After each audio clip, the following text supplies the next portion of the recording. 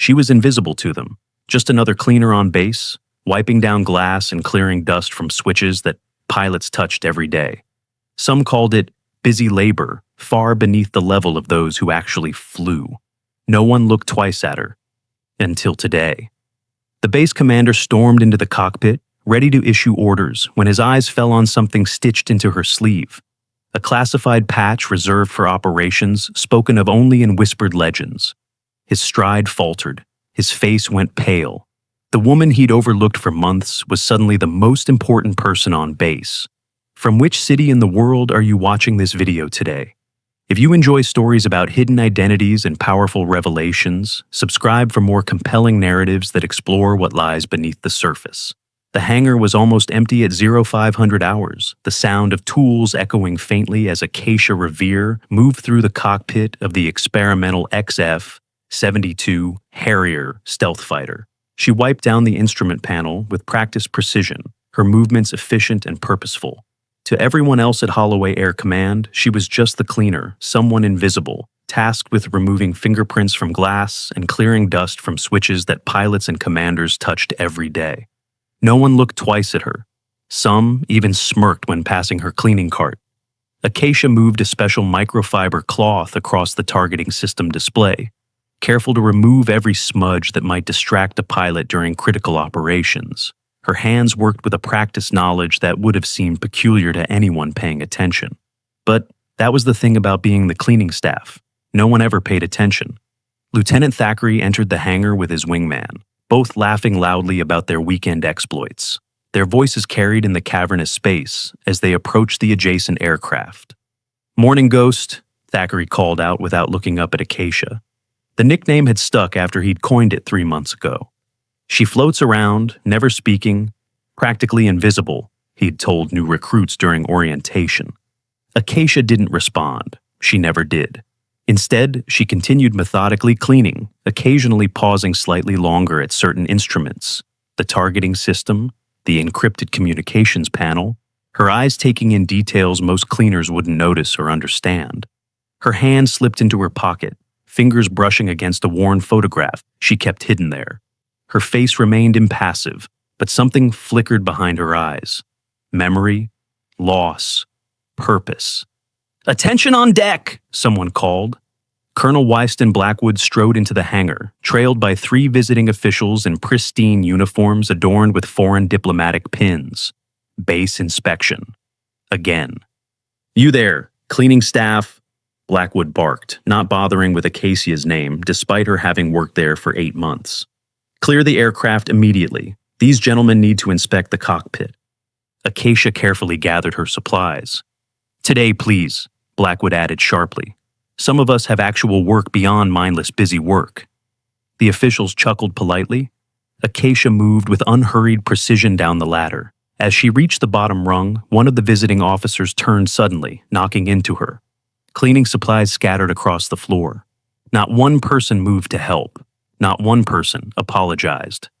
"Watch yourself," the officer muttered, stepping over her dropped cloth. Acacia knelt silently, gathering her supplies, while Blackwood led the officials up to the cockpit she'd just cleaned, making some joke that prompted laughter from the entire group. From her position below, she watched them, her eyes calculating and observant. She returned to her cart, invisible once more. The morning continued as it always did. Acacia moved from aircraft to aircraft, methodically cleaning each cockpit according to her assigned schedule. Pilots and technicians streamed through the hangar, some nodding vaguely in her direction, most acting as if she were part of the furniture. She had perfected the art of blending in, becoming so unnoticeable that people would have conversations as if she weren't there at all, which was precisely the point. By midday, she had finished the scheduled aircraft and moved to the administrative section of the base. She pushed her cart down the corridors with the same measured pace, stopping occasionally to empty trash bins or clean fingerprints from glass doors. That afternoon, alarms blared across the base.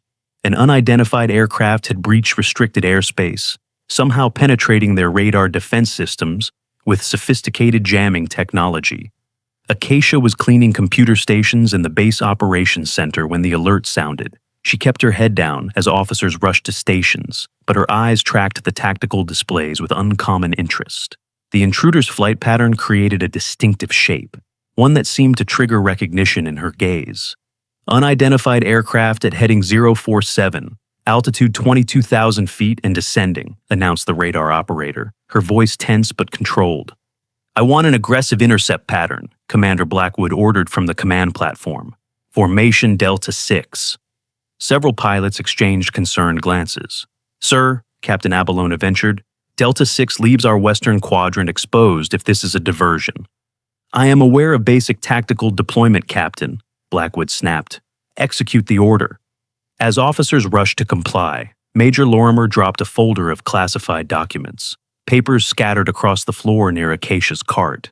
She immediately knelt to help collect them, her eyes briefly scanning their contents before handing them back. Thanks, Lorimer said, then noticing the security headers added dismissively, This is above your clearance level. Acacia nodded and returned to her cleaning. She watched as the flight controllers directed interceptors toward the unidentified aircraft. The pilots reported visual contact, then moments later, confusion filled the radio channels. Control Hunter 1, target has executed a vertical climb, followed by what appears to be an inverted Cobra maneuver. I cannot maintain visual. Hunter 2 here. This pilot is performing maneuvers I have never seen outside of simulation. Requesting permission to adjust intercept pattern. Blackwood's face tightened. Maintain Delta 6, he ordered. Force the target east towards Sector 4. Acacia's cloth moved rhythmically across a console, but her attention remained fixed on the tactical display. The intruder executed another impossible turn and then vanished from radar entirely. We've lost contact, reported the radar officer. Target has disappeared. Impossible, Blackwood snapped. Check for system malfunctions. All systems functioning normally, sir. The aircraft is simply gone. The tension in the room was palpable as Blackwood dismissed the alert status, ordering a full system diagnostic and instructing the pilots to return to base. Throughout the chaos, Acacia continued cleaning, her movements calm and methodical, a stark contrast to the frantic energy around her. Hours later, in the officers' mess hall, she wiped down tables as senior staff discussed the morning's incident. The pilots who intercepted the craft described erratic, impossible maneuvers. Never seen anything like it, Lieutenant Farnsworth said, deliberately spilling coffee near where Acacia cleaned. Hey, Ghost, do what you're good at, he smirked, pointing at the spill. As she cleaned, the officers continued talking. The only time I've seen maneuvers like that was footage from Phantom Squadron during Operation Midnight Sun, Captain Abelona said quietly. The table fell momentarily silent. That squadron commander was the best pilot in a generation, someone added, before she burned alive in that crash. Acacia's hand trembled slightly as she wiped the table, the only crack in her perfect composure. Convenient how that investigation ended when she died, Abelona muttered. That operation was classified for a reason, Farnsworth replied. The entire squadron was elite, off books, running missions that officially never happened. When things went south, the official story was the only option. Still, Abelona persisted, the way everything got buried after Commander Revere died always seemed suspicious to me. You were deployed with the 115th at the time, right? Under Revere's command before she formed Phantom Squadron? Briefly, Abelona confirmed. Best commander I ever had. Knew every aircraft like she'd built it herself. Could fly anything. When she died, it was like losing a legend. As Acacia rose, her uniform sleeve caught on a chair. The fabric pulled back just enough to reveal a small, nearly invisible patch sewn into the inside lining. A black hawk surrounded by stars. Only Captain Abelona noticed. Her expression shifted from dismissive to confused to shocked in the span of seconds.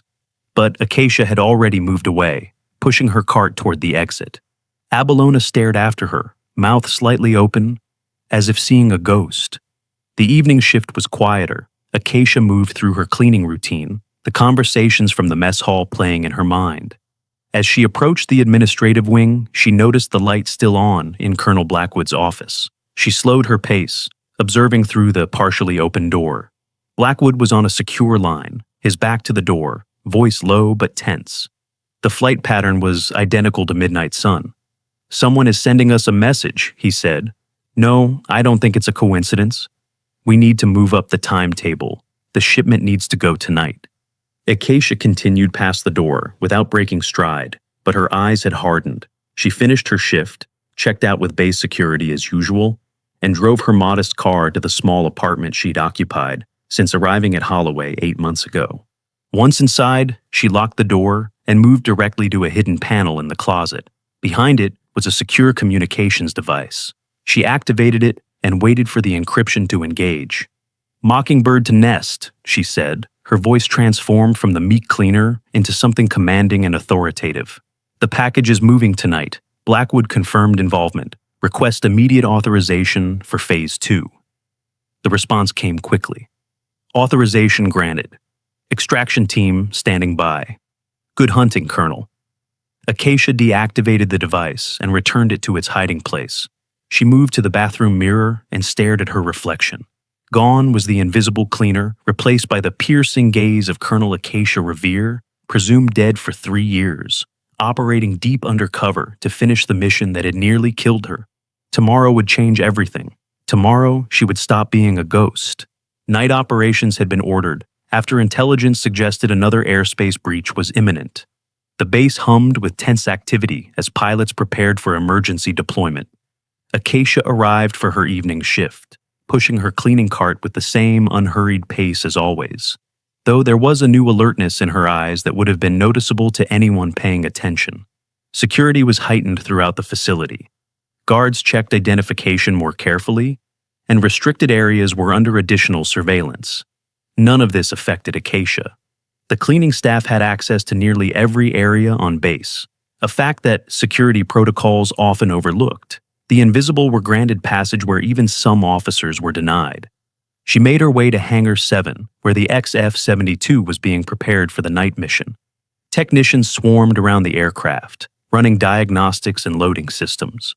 Acacia waited patiently until they moved to the engine section before approaching the cockpit with her cleaning supplies. "This area is still active," a young technician called out, then recognized her.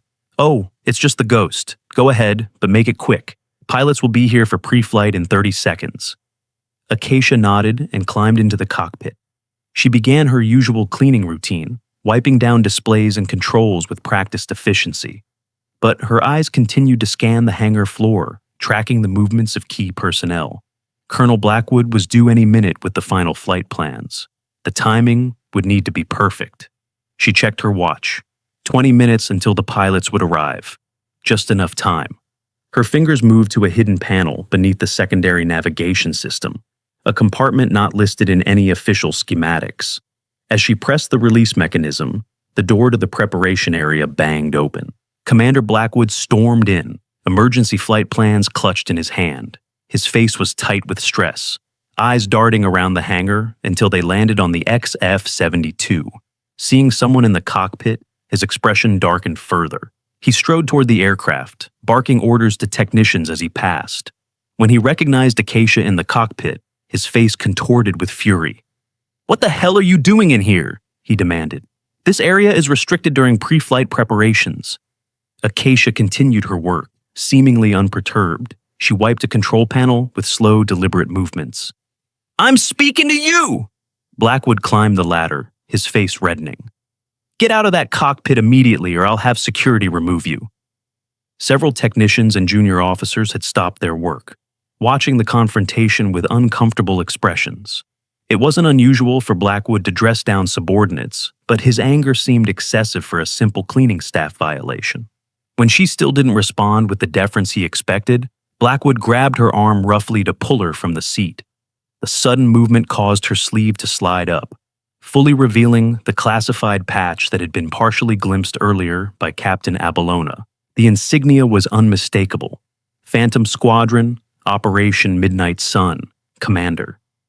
Blackwood froze, his fingers still wrapped around her arm. The color drained from his face as recognition dawned. His hand dropped away as if burned. "Colonel Revere," he whispered, his voice suddenly hoarse. "But we were told..."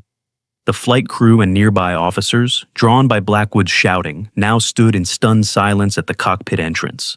Acacia straightened to her full height, her posture transforming from submissive to commanding in an instant. The change was so dramatic that several officers unconsciously took a step back. When she spoke, it was the first time anyone on base had heard her voice, quiet, measured, and carrying unmistakable authority. "You were told I burned in that crash," she said, eyes locked on Blackwood. "Convenient story, wasn't it, Colonel Blackwood?" The room went completely still. Lieutenant Thackeray dropped his clipboard with a clatter that echoed through the hangar. Captain Abelona was the first to recover, immediately standing at attention and offering a sharp salute. Other officers quickly followed suit. Only Blackwood remained frozen, ashen-faced, staring at the woman he'd dismissed for months, the legendary Colonel Acacia Revere, commander of the elite Phantom Squadron, officially declared dead after exposing a weapons-dealing conspiracy that had implicated high-ranking officials. The woman he'd ordered to clean toilets was the same woman whose death certificate he'd signed 3 years ago. "This is impossible," Blackwood finally managed, his voice barely audible. "I saw the wreckage myself." "You saw what you were meant to see," Acacia replied, her voice carrying easily through the silent hangar. "Just as I've seen everything happening on this base for the past 8 months. A flash of understanding crossed Blackwood's face, quickly followed by fear. "You've been undercover," he said, the implications hitting him all at once. "All this time?" Acacia didn't respond to his realization. Instead, she addressed the room at large. "This base is currently under investigation by Military Intelligence Division. Colonel Blackwood is suspected of treason, weapons trafficking, and conspiracy in connection with the events of Operation Midnight Sun." The statement sent shockwaves through the assembled personnel. Murmurs broke out, quickly silenced when Acacia continued speaking. "Captain Abelona, Lieutenant Commander Whitfield, please secure Colonel Blackwood. He is to be detained pending formal charges." Blackwood's hand moved toward his sidearm, but Acacia was faster. Despite years of undercover work, her reflexes hadn't dulled. She had her own weapon drawn and aimed before his hand reached his holster. "I wouldn't," she said quietly. Blackwood froze again, calculating his options. Finding none, his shoulders slumped in defeat. Abelona and Whitfield approached cautiously, removing his sidearm and securing his hands behind his back. As they led him away, he turned back to Acacia. "You don't understand what you're dealing with. This goes higher than you know." "I'm counting on it," she replied. "Your conspirators are exactly who I want." Once Blackwood was removed from the hangar, Acacia addressed the remaining personnel. "For those who don't know me, I am Colonel Acacia Revere, formerly commander of Phantom Squadron. For the past 3 years, I have been operating undercover as part of a deep intelligence operation to expose a weapons smuggling ring operating within our military." She stepped down from the cockpit, her movements fluid and confident, nothing like the meek cleaner they'd all ignored. 3 years ago, during Operation Midnight Sun, my squadron intercepted what we believed was a terrorist weapons shipment. What we discovered instead was a military-sanctioned black market operation moving experimental weapons to unauthorized buyers. When we reported our findings, my entire squadron became a liability. Her voice remained steady, but those closest could see the pain in her eyes as she continued. "The accident that allegedly killed me was an attempt to silence us all. 6 of my pilots died that day. I survived and was approached by military intelligence to help dismantle the entire network. My death was a convenient cover to allow me to work undetected." Lieutenant Thackeray stepped forward, his earlier arrogance replaced by confusion and a dawning respect. "You've been cleaning our aircraft, listening to our conversations, all while running a classified operation?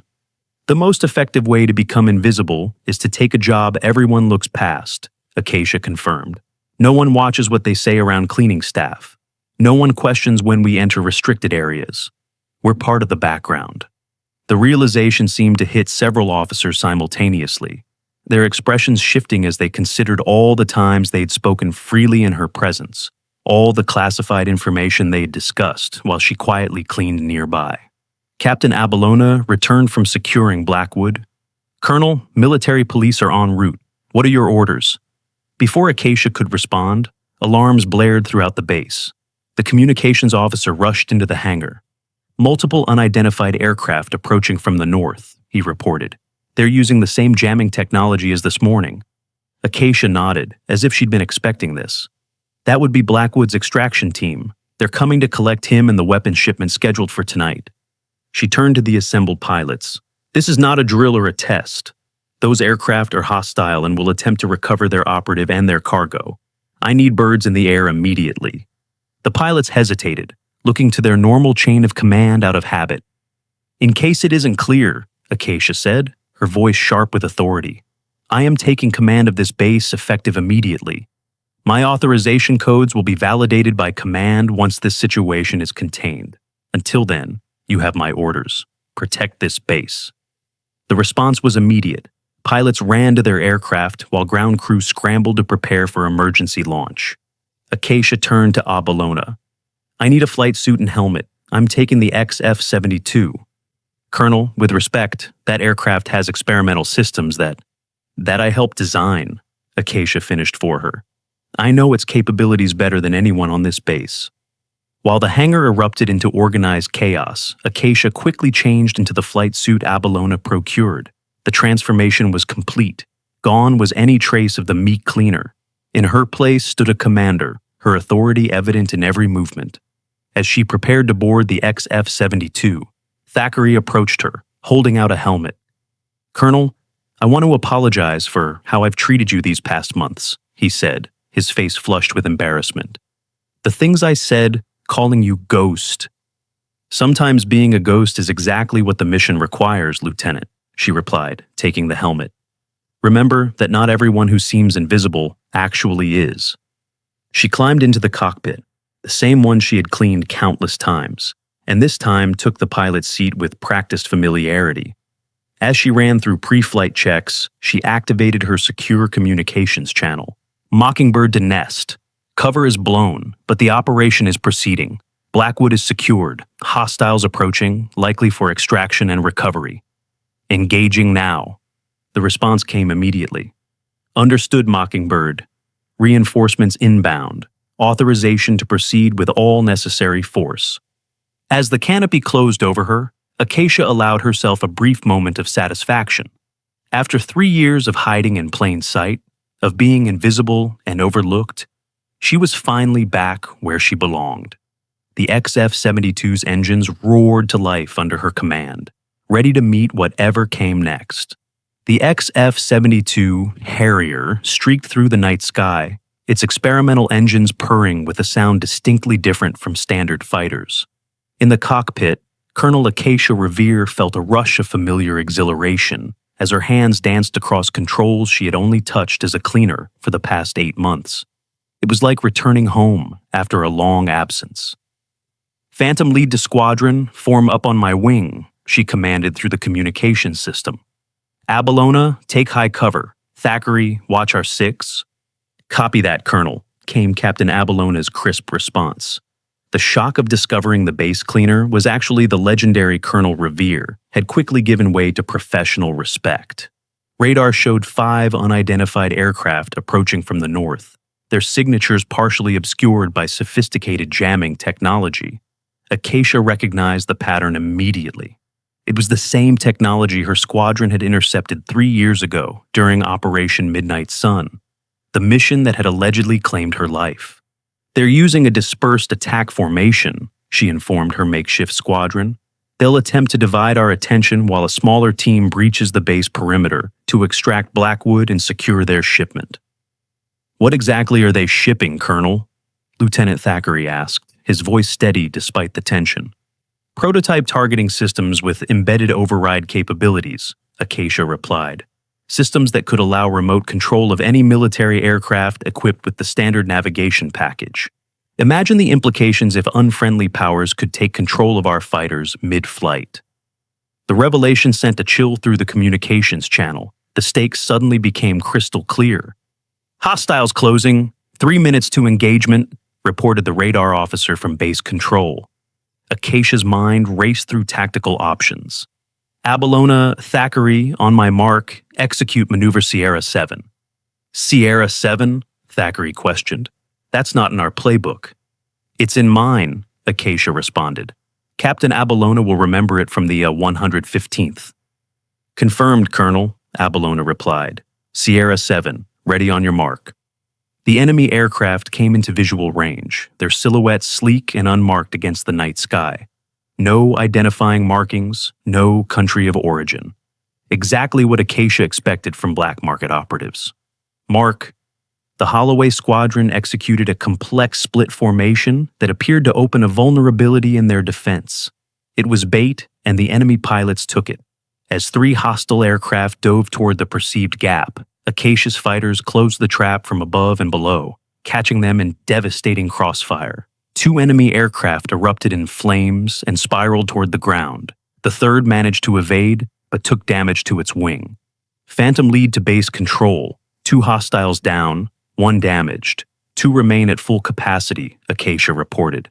Be advised, ground team likely already approaching the base.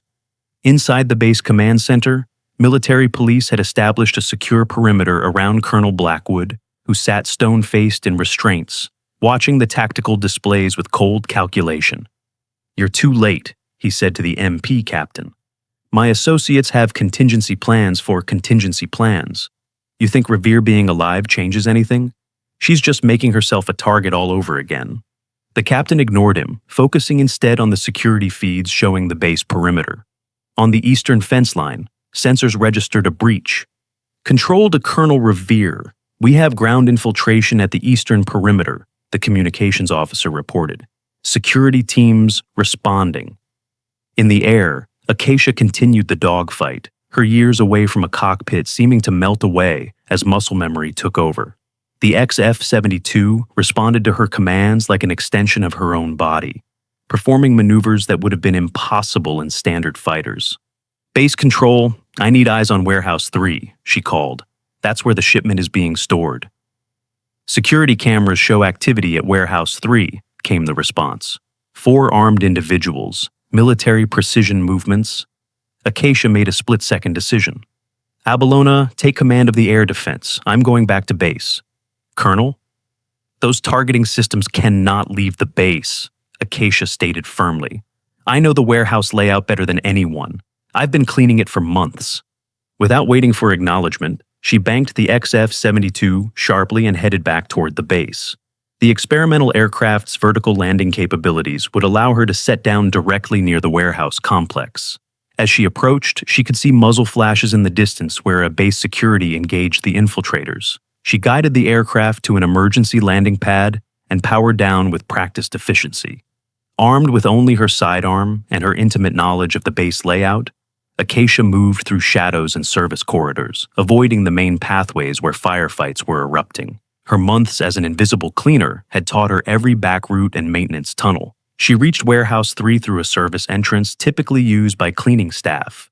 Inside, she could hear voices and the sound of crates being moved. Peering around a stack of supplies, she saw 3 operatives loading the prototype targeting systems into specialized transport containers. A 4th figure stood guard, and Acacia recognized him immediately. Major Lorimer, the same officer who had dropped classified documents in front of her earlier that day. Another conspirator, hidden in plain sight. "Hurry up," Lorimer was saying. "Our extraction window is closing. Once these systems are delivered, the payday will set us all up for life." Acacia silently drew her sidearm and calculated her approach. She was outnumbered, but had the element of surprise. Before she could move, her secure communicator vibrated. She checked it quickly. "Blackwood is secure," read the message from base security. "Attempting escape during transport. Neutralized." The word neutralized told her everything she needed to know. Blackwood had forced their hand, and now the mission had shifted. With Blackwood gone, capturing these conspirators and securing the prototype systems became even more crucial. They were the last link to whoever was running the operation from above. Acacia holstered her weapon and reached instead for a nearby fire alarm. Sometimes direct confrontation wasn't the best approach. As the alarm blared through the warehouse, the startled conspirators grabbed for their weapons. "Security breach!" shouted Lorimer. "Get those crates out now!" In the confusion, Acacia moved to the warehouse control panel and initiated emergency lockdown procedures. Metal shutters began descending over all exits. The infiltrators fired at the mechanisms, but the reinforced shutters continued their inexorable descent. "We're trapped!" one of them yelled. "There's always the cleaning staff exit," Lorimer replied, heading toward the small service door Acacia had used to enter. She stepped out from her hiding place, weapon raised. "I wouldn't recommend it, Major Lorimer." Lorimer froze, then slowly turned to face her. Recognition dawned in his eyes, followed quickly by disbelief. "The ghost," he whispered, using Thackeray's nickname for her. Then his eyes narrowed. "No, it can't be. Colonel Revere?" "The same," Acacia confirmed, her aim unwavering. "Drop your weapons, all of you. This operation is over." The other operatives looked to Lorimer for guidance, their weapons still raised. "4 against 1, Colonel," Lorimer said, his confidence returning. "Not great odds, even for a ghost." "You might want to recount," came Captain Aballona's voice from behind them. She stood at another entrance with a full security team, weapons trained on the conspirators. "Warehouse is surrounded. Your air support has been neutralized. It's over." Lorimer's shoulders slumped in defeat. As the security team moved in to disarm and restrain the infiltrators, Acacia approached her former colleague. "Why, Lorimer?" she asked quietly. "Why betray everything you swore to protect?" He laughed bitterly. "Do you know what my retirement package looks like after 25 years of service? These systems were worth millions on the open market. One sale, and I could have had the life I deserved." Acacia shook her head. "And how many lives would those systems have cost if they'd fallen into the wrong hands? How many pilots would have lost control of their aircraft mid-flight?" She turned away as the security team led Lorimer out, his former authority stripped away, now just another prisoner. Military police flanked the doorway to the base commander's office, standing at rigid attention as Acacia, now dressed in a proper officer's uniform with full colonel insignia, reviewed classified files with intelligence officers.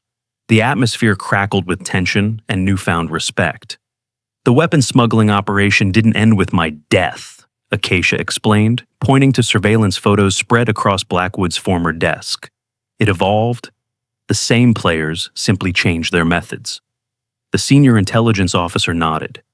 "Your deep cover operation has provided the final pieces we needed, Colonel. We've been tracking these shipments for months without understanding the full network."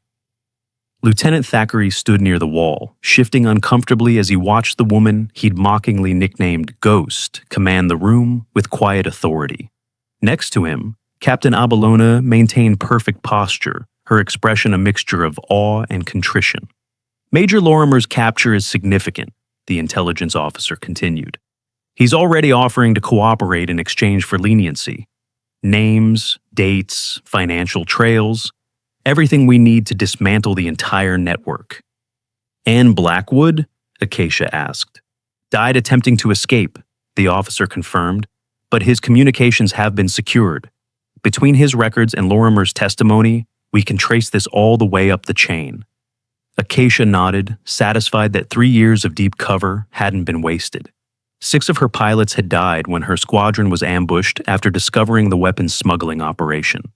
Their sacrifice would not be in vain. "Colonel Revere," Captain Abellona said, stepping forward. "I served under you during your command of the 115th before you formed Phantom Squadron. I didn't recognize you with the changed appearance and the cleaning cart," Acacia finished, a hint of understanding in her eyes. "Yes, ma'am. I should have known." "That was precisely the point, Captain. My invisibility was my greatest asset." She glanced around the room. "We see what we expect to see. No one expects to find a squadron commander pushing a mop." The debriefing continued into the night, with Acacia providing detailed accounts of everything she had observed during her 8 months under cover. Every conversation overheard, every document glimpsed, every suspicious movement noted, while she had blended into the background of daily base operations. As dawn broke over the airfield the next morning, Acacia stood on the tarmac in full-dress uniform, watching aircraft prepare for the mission she was now commanding. The rising sun glinted off her commander's insignia as crews saluted her with new respect. Lieutenant Thackeray approached cautiously, carrying the ID badge she'd worn as a cleaner. "I thought you might want this, Colonel," he said awkwardly, extending the badge. "And I wanted to apologize for how I treated you. Acacia studied him for a moment before taking the badge. What you learn from this matters more than the apology, Lieutenant. She tucked the cleaning badge into her pocket alongside the worn photograph she always carried. For the first time, the image was visible. Her original Phantom Squadron, many members marked with small crosses indicating those lost. Captain Abelona approached with a tablet. "Mission is proceeding as planned, Colonel. Your aircraft is ready." Acacia nodded, her gaze sweeping across the base that had been both her prison and her cover for 8 long months.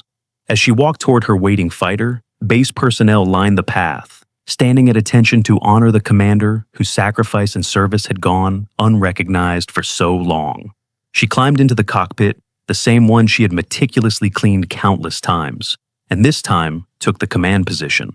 As pre-flight checks commenced, her eyes caught sight of a young maintenance worker watching the scene from beside a hangar, unnoticed by everyone else. Another invisible observer in plain sight. Acacia offered the slightest nod of acknowledgement before securing her helmet. She understood, better than most, that true power often lies with those no one bothers to see.